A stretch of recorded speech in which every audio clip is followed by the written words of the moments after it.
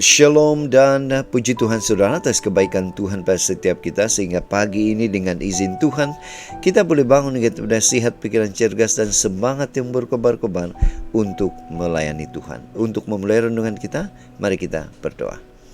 Bapa di syurga, terima kasih atas kebaikan-Mu karena bersama dengan kami sementara kami mendengar dan mempelajari firman Tuhan. Dalam nama Yesus kami berdoa. Amin. Saudara-saudari yang dikasihi dalam Kristus, tajuk renungan kita pagi ini ialah pengampunan Tuhan tersedia. Untuk siapa dan bagaimana kita boleh memiliki kasih karunia atau pengampunan ini? Firman Tuhan dalam 2 Samuel 12 ayat 24 mengatakan, kemudian Daud menghibur hati Batsyeba, istrinya. Ia menghampiri perempuan itu dan tidur dengan dia, dan perempuan itu melahirkan seorang anak laki-laki. Lalu Daud memberi nama Salomo kepada anak itu. Tuhan mengasihi anak ini. Nah saudara, bacaan hari ini kita boleh baca dalam 2 Samuel 12 ayat 1 hingga 25. Ini merupakan peristiwa di mana Nathan menegur Daud dan akhirnya Daud bertobat. Ilustrasi dari firman Tuhan.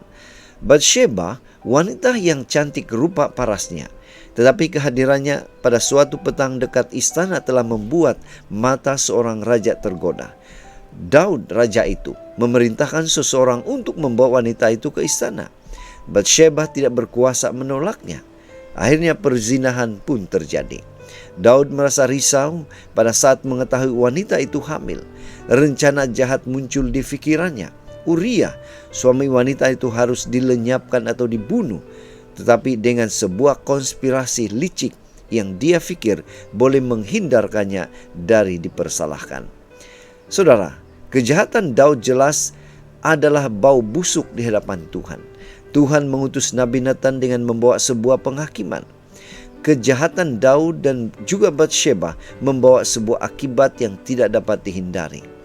Pedang tidak akan menyingkir dari keturunanmu sampai selamanya, kata Nathan. Raja Daud dan Batsyeba sangat menyesal kejahatan itu. Tetapi akibat kejahatan itu sendiri tetap menjadi ganjaran yang harus mereka terima. Pasangan itu memang telah menghadapi masa-masa yang buruk. Namun pada saat mereka bertobat, Tuhan menyediakan kasih karunia-Nya, yaitu pengampunan dan pemulihan.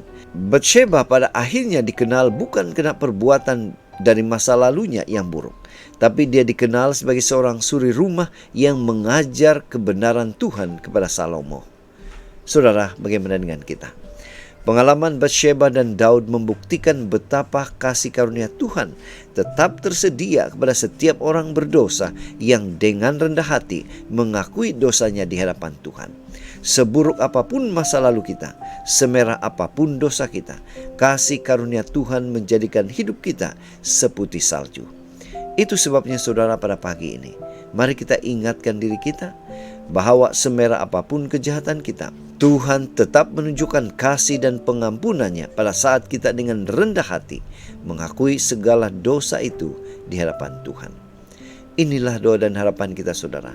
Mari kita bersyukur, kita berterima kasih kepada Tuhan karena Dia memberikan kita kekuatan, kemampuan untuk datang di kaki Tuhan untuk mengakui segala dosa kita. Mari saudara, kita tetap setia, tetap semangat, tetap positif, dan tetap sehat sampai Maranatha. Tuhan memberkati kita. Kita berdoa. Bapa di surga, terima kasih karena memberikan kami kasih karunia pengampunan yang sempurna bila mana kami datang dengan penuh kerendahan hati, mengakui segalanya di hadapan Tuhan. Dalam nama Yesus kami berdoa. Amin.